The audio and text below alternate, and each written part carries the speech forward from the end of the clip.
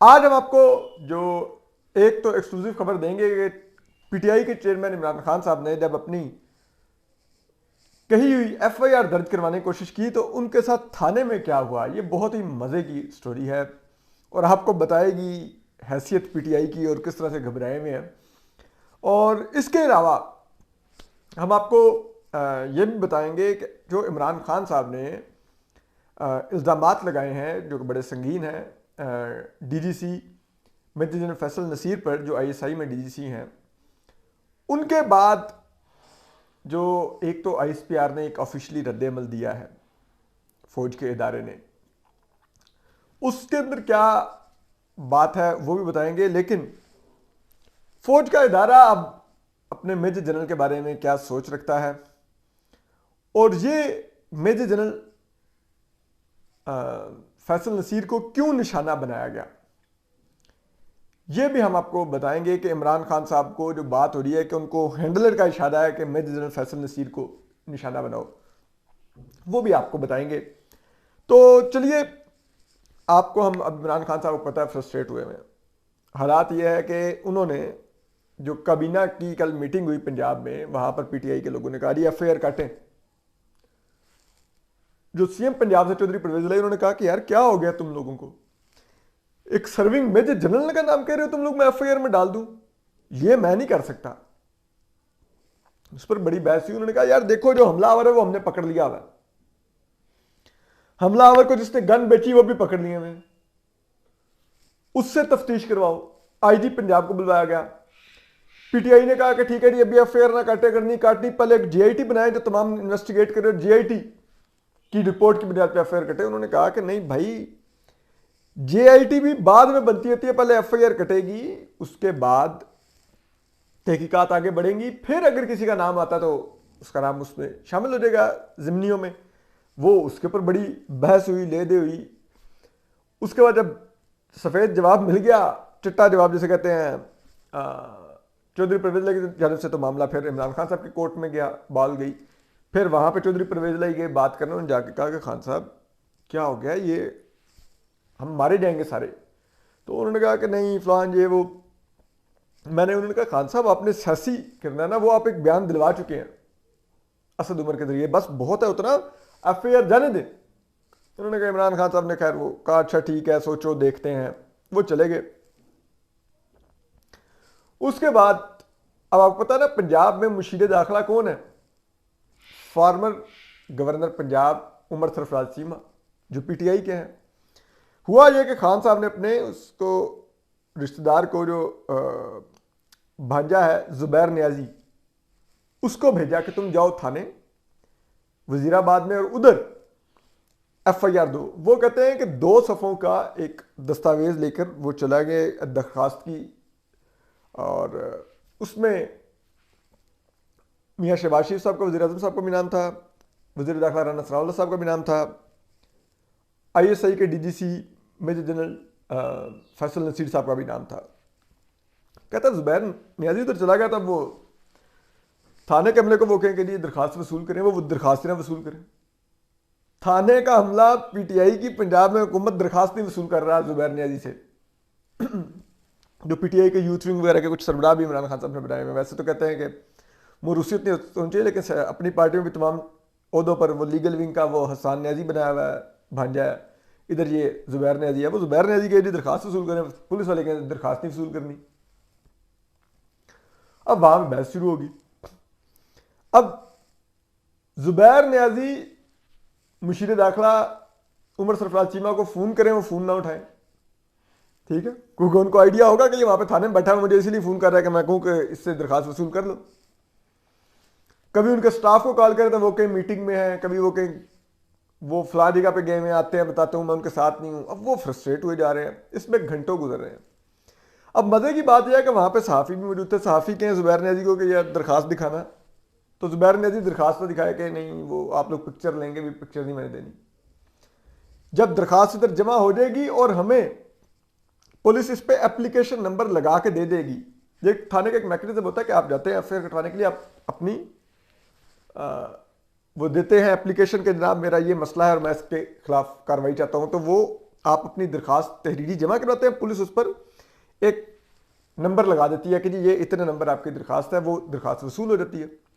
अब उसके बाद प्रोसेस ये होता है कि अगर पुलिस फिर भी एफआईआर नहीं काटती तो आप उस नंबर को लेके कोर्ट जा सकते हैं कि जी ये नंबर है मेरी दरखास्त का और ये पुलिस एफआईआर नहीं काटती, तो फिर वहां पे कोर्ट ऑर्डर कर सकता है। तो अब पुलिस उस पर नंबर नहीं लगाना चाहती कि नंबर लगाती तो पीटीआई कोर्ट जा सकती थी कल को। अब वो इधर ये बैठे हुए कि दरखास्त वसूल करें, वो दरखास्त ना वसूल करें। सहाफ़ी मांगे दरखास्त दिखाओ, वो कहीं नहीं दरखास्त वसूल हो जाएगी, नंबर लग जाएगा तो हम तुम्हें कॉपी दे देंगे। अब वो सहाफ़ियों को फिर ना करते उन्होंने सिर्फ पढ़ने के लिए दिखाई दरखास्त ज़ुबैर नियाज़ी साहब ने। उसमें सहाफ़ियों ने देख लिया कि शहबाज शरीफ साहब का नाम था, मेजर फैसल नसीर साहब का नाम था, रना सनाउल्लाह साहब का नाम था। खैर एनीवे, इन द एंड घंटों के इंतज़ार के बाद ज़ुबैर नियाज़ी साहब का राब्ता हुआ उमर सरफराज चीमा से, जो मुशीर दाखिला पंजाब हैं, जो कि पीटीआई के हैं, इमरान साहब के बहुत करीबी हैं। तो वहाँ मौजूद रहे बताते हैं कि ज़ुबैर नियाज़ी ने बाकायदा उमर सरफराज चीमा पर शाउट किया कि ये हमारे साथ क्या हो रहा है, ये हमारी हुकूमत है कि हमारे पुलिस हमसे दरखास्त नहीं लेती, तुम किस बात के मुशीर दाखिला, और रिजाइन दो तुम अगर तुम ये दरखास्त नहीं वसूल करवा सकते, अगर तुम ये एफआईआर नहीं कटवा सकते अपने पार्टी के चेयरमैन की, उस पर कातलाना हमला हुआ है, तुम एफआईआर नहीं कटवा सक रहे। उन्होंने कहते हैं कि उनको दो चार जराए बताते हैं कि ऐसे अल्फाज भी इस्तेमाल किए जो नाकाबिले इशात हैं, लेकिन उमर सरफराज चीमा साहब ने इंतहाई तहम्मुल से वो सब बातचीत सुनी और फिर उन्होंने कहा मैं कुछ करता हूँ और फ़ोन रख दिया। और फिर उमर सरफराज चीमा गायब हो गई और घंटों इंतज़ार करके फिर बगैर दरखास्त वसूल करवाए, जो कि पुलिस ने नहीं वसूल की, ज़ुबैर नियाज़ी साहब वापस चले गए लाहौर। ये हुआ कल पीटीआई के हालात। अब इससे आगे आने के इमरान खान साहब ने, जो आपको हमने कल के वीलॉग में बता दिया था, बड़े संगीन इल्ज़ाम लगाए अरशद शरीफ के कत्ल के, जो ये शहबाज गिल साहब को नंगा करने के, आज़म स्वाति को नंगा करने के, और इमरान रियाज और इन लोगों को जेल में, चौधरी गुलाम साहब को जेल में डालने के, समी इब्राहिम को और वो जैसे कहते हैं अयाज अमीर को चपेड़े पड़वाने के, इस तमाम इल्ज़ामात और उन्होंने आईएसआई के इदारे पर लगाए और खुद मेजर जनरल फैसल नसीर पर लगाए, जो कि डीजीसी हैं आईएसआई में, यानी कि डीजी काउंटर इंटेलिजेंस सॉरी। अब उसके बाद फौज के इदारे ने एक रद्द-ए-अमल दिया जो एक ऑफिशियल रद्द-ए-अमल था। क्या ऑफिशियल रद्द-ए-अमल था? जो इंटरनल है आपको बताते हैं कि क्या रद्द-ए-अमल है। अब उसमें फौज के इदारे ने कहा कि जनाब खान साहब के एक तो उन्होंने इल्ज़ामात की पीटीआई चेयरमैन लिख के उन्होंने मजम्मत की। उन्होंने सवाल निकाला कि एक सियासतदान की तरफ से उन्होंने डायरेक्टली पीटीआई को मुखातिब करके लिखा कि उसकी मजम्मत करते हैं, ये झूठे और बेबुनियाद इल्ज़ामात हैं, अपने फ़ायदे के लिए ये इल्ज़ामात लगाए गए हैं। इसके अलावा उन्होंने इमरान खान साहब पर क्या नाम है कहा कि हमारा फ़ौज के अंदर एक एहतसाब का निज़ाम मौजूद है, अगर कोई ऑफिसर अपने कंडक्ट की खिलाफ वर्जी करता है, अपनी हदूद से बाहर जाता है, तो उसके खिलाफ कार्रवाई होती है। तो ये सब कुछ झूठा है, ऐसी कोई हमारे पास नहीं है, यानी कि उनके पास नहीं होगी एविडेंस, तो बकौल उनके तो वो नहीं है कर रहे कार्रवाई मेजर जनरल फैसल नसीर के खिलाफ। और उसके अलावा उन्होंने वफाकी हुकूमत से मुतालबा किया कि ये जो बेबुनियाद इल्ज़ामात लगाकर जो इदारे की तौहीन की गई है, क्योंकि इदारा अपने अफसरान, अपने जवानों और अपने एक एक अहलकार का दिफा करेगा, तो मतलब इनडायरेक्टली वो कह रहे हैं कि हम मेजर जनरल फैसल नसीर का दिफा करेंगे, इदारा उनके साथ खड़ा है। तो उन्होंने कहा कि वफाकी हुकूमत को कि आप इनकी इंक्वायरी करवाएं, और इंक्वायरी करवा के हमारे पर जो बेइल्ज़ाम बदनाम करने के लिए इल्ज़ाम लगाए गए उन पर कार्रवाई की जाए, जिसने इल्ज़ाम लगाए। यानी कि वो वफाकी हुकूमत को अब कह रहे हैं कि आप पीटीआई चेयरमैन इमरान खान के खिलाफ कार्रवाई करें। इदारा डिमांड कर रहा है हुकूमत से, फौज का इदारा। अब बात यह है कि इस सब में जो दिलचस्प बात यह है कि इमरान खान साहब ने तो इल्ज़ाम लगा दिए, फौज का इदारा मेजर जनरल फैसल नसीर के साथ खड़ा हो गया। अगर आपको याद हो, माजी में भी जब हमारे सीनियर सहाफ़ी हामिद मीर साहब पर कातलाना हमला हुआ था, तो उस वक्त के DGSI उन्होंने लेफ्टिनेंट जनरल ज़हीरुल इस्लाम पर अपने कत्ल की साजिश का इल्ज़ाम लगाया था, जो कि हम ये पूरे यकीन से कहते हैं कि इल्ज़ाम दुरुस्त था हामिद मीर साहब का। तो एनीवे, तो उस वक्त भी लेकिन जब इल्ज़ाम लगा और ये सब कुछ हुआ, तो उस वक्त के वज़ीर आज़म मियां नवाज शरीफ, तो उनको हामिद मीर साहब को पूछने कराची चले गए उनके पास हॉस्पिटल में। लेकिन जो उस वक्त के आर्मी चीफ थे जनरल राहील शरीफ, वो आईएसआई हेडक्वार्टर चले गए थे टू शो द सॉलिडेरिटी के फौज अपने डीजीआईएसए के साथ खड़ी हुई है। यहाँ पर भी फौज ने कहा कि वो अपने डीजीसी के साथ खड़ी हुई है। और आपको मैंने बताया कि जो मेजर जनरल फैसल नसीर हैं, ये एक कैरियर इंटेलिजेंस ऑफिसर है। ये फौज की जो इंटेलिजेंस कोर है, ये उसका हिस्सा है। ये शुरू से मिलिट्री इंटेलिजेंस और इन इदारों में रहे हैं और अब आईएसआई में आए हैं। और इनका काउंटर टेररिज्म का फौज के अंदर बहुत ज़्यादा एक्सपीरियंस माना रहता है और कहा जाता है कि काउंटर टेररिज्म के सबसे जो सक्सेसफुल ऑपरेशंस किए हैं वो फैसल नसीर साहब ने किए हैं। इनके क्रेडिट पर फौज में दिए जाते हैं। इवन के जो लोग इस पे काउंटर टेररिज्म पे काम करते हैं, अगर आप उनसे बात करें तो वो फैसल नसीर साहब को सुपर स्पाई का नाम देते हैं, कि वो कहते हैं कि इनकी वजह से बहुत ज़्यादा दहशतगर्दी में कमी आई पाकिस्तान में।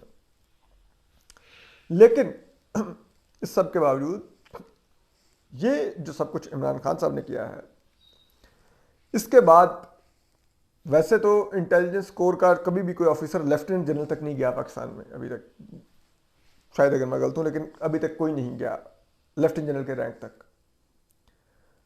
अब ये करके खान साहब ने उनकी एसीआर में एक ऐसे स्टार का इजाफा किया है कि हो सकता है वो कल को अब लेफ्टिनेंट जनरल भी बनेंगे फैसल नसीर साहब। इम्कान है इसका, मतलब 4 साल बाद हो सकता है वो लेफ्टिनेंट जनरल प्रमोट हो जाए। और दूसरी बात यह है कि फौज के इदारे की तरफ से उनको फिर खुसूसी थपकी दी गई है कि it means you are doing the right job, के बहुत तकलीफ हुई है। दूसरी तरफ जो टास्क यानी कि उनके हैं वो उनको बहुत अच्छी तरह से मीट कर रहे हैं, तो ही इमरान खान साहब को ये तमाम तकलीफ हुई है कि उन्होंने उनके नाम लिए हैं और उन पर इतने संगीन इल्ज़ामात लगाए हैं। और अब चीज़ ये है कि इमरान खान साहब ये इल्ज़ामात क्यों लगा रहे हैं।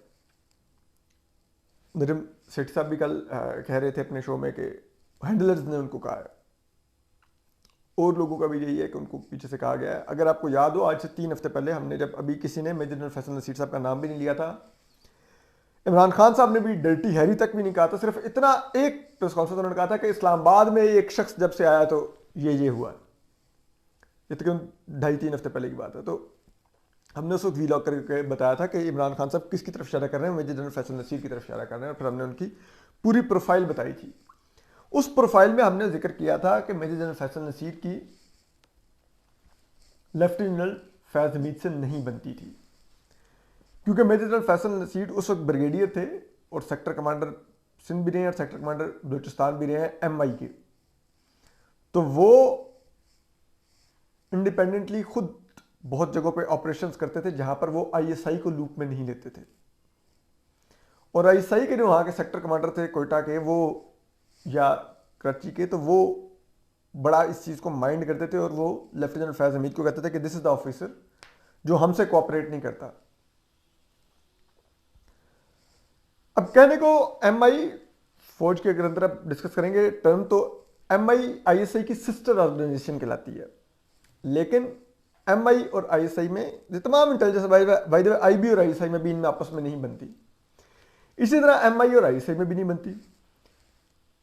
ISI के ऑफिसर्स कम तरक्की पाते हैं, MI के ऑफिसर्स ज्यादा तरक्की पाते हैं, और MI के ऑफिसर्स अपनी प्रेस्टीज तस्वर करते हैं कि हम फौज का हिस्सा हैं, अभी भी मिलिट्री इंटेलिजेंस है हम, और ISI वालों को वो जरा आउटसाइडर काउंट करते हैं।